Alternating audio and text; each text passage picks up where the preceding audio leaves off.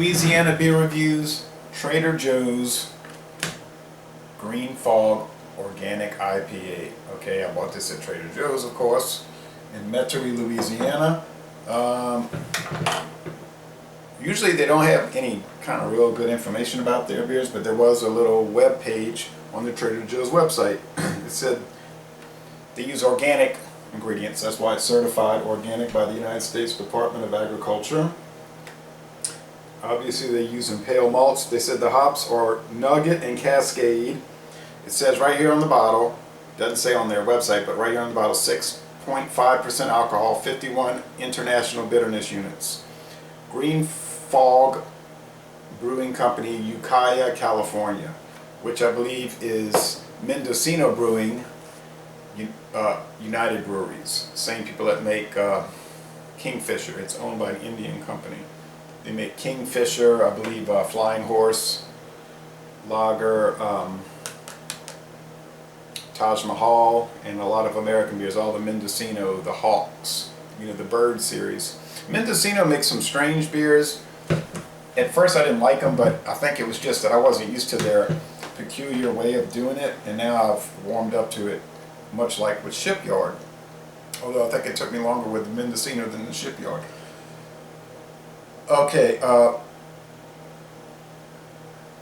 Beer Advocate doesn't even have this beer listed that I could find. Rate Beer has it, but there's only 9 ratings, not even enough for a full score. It has to be 10 to count, so this will be the 10th written review, and this is the first video review for this beer in the world. Don't know when it was introduced. It's a pretty plain label. Hope it's better than the NGB gluten-free beer, gluten-free lager. Nice hiss. That was just a D. Maybe you could argue that one was a C minus. As I was drinking on it, I was thinking maybe C minus, but I say arguably. All right.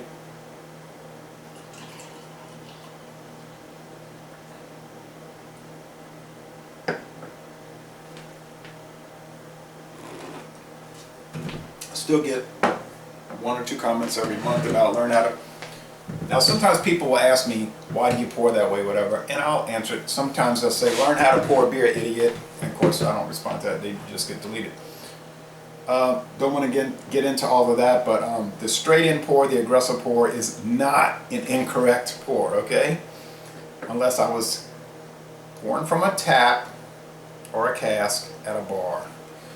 Now you can think about that and that might make some sense to you. Thin, slightly off-white head. It's an orange appearance. Now let's see, with the kind of poor sunlight outside, overcast. I wish that refrigerator wasn't running right now. It makes an unpleasant noise. Orange, mostly hazy, I guess. And there's a lot of condensation. There we go. Don't see any sediment. Okay, just from that little quick sip to keep it from going over the top, it reminded me of an IPA I've had before. I can't remember the one, but it tasted distinctly like something I've had before. Richard's Sliced Hoghead Cheese, hot. From Richard's Cajun Foods Corporation of Church Point, Louisiana. Okay.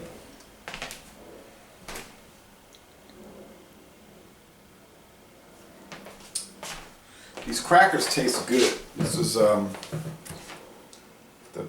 Great Value crackers. No complaints about the flavor or the consistency. Okay, let's see about this. I cut it with scissors, but I guess I didn't cut deep enough into the plastic.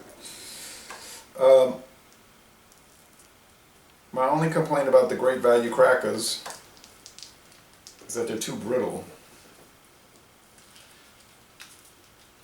They don't go stale easily.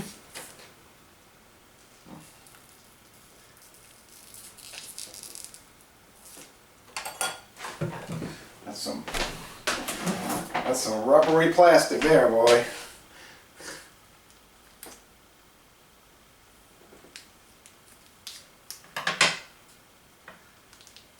It's almost a cellophane type plastic. You just know it's not going to come off easy. Or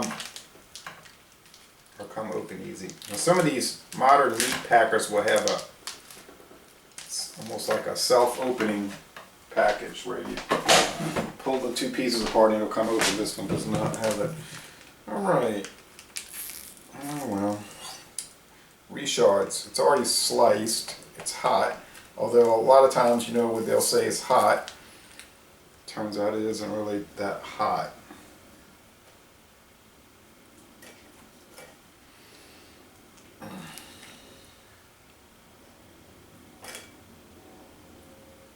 Alright, get some of this.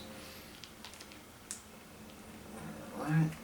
I don't know if they sell hog head cheese where you live. It's very common here, especially in the winter. Not that it's like we're going to have any winter time. It's November and it's going to be up 87 today. Crazy, crazy. Alright, on with the review.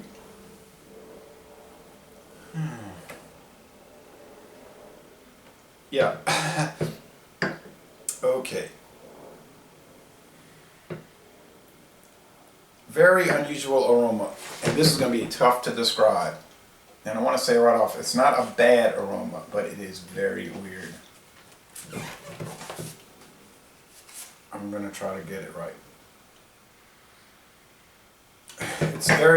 It's certainly atypical of most IPAs, especially California IPAs originating in California. It's naturally, after I do the video, 30 minutes after the video, I'll remember what it smells like. It's somewhat smelling like the Shipyard IPA.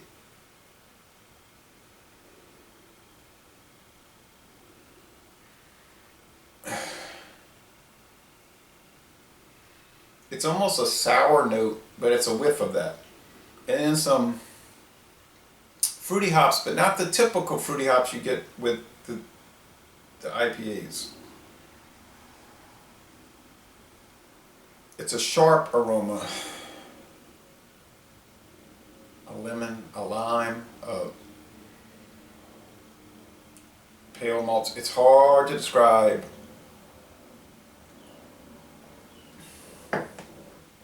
The taste.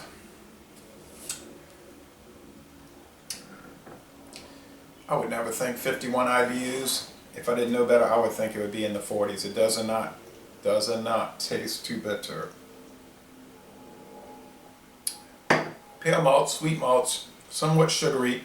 The body is medium, almost even to high medium, and the finish is easygoing and on the mostly dry side.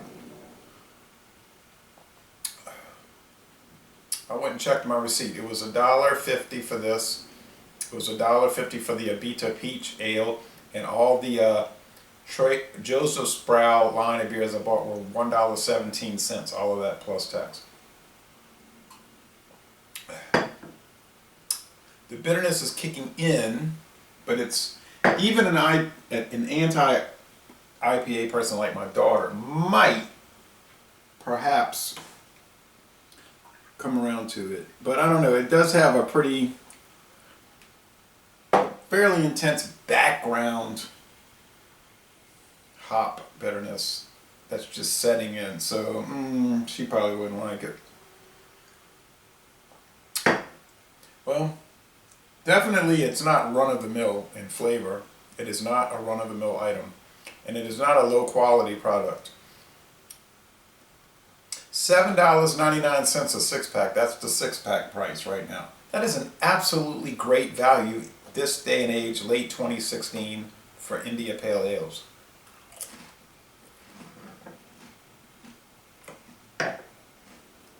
But I would say get ready, because it's going to be different. It's going to be a little strange. When I saw Mendocino, I thought, okay. I know right now it's not going to be the norm. But then again, I get a little tired of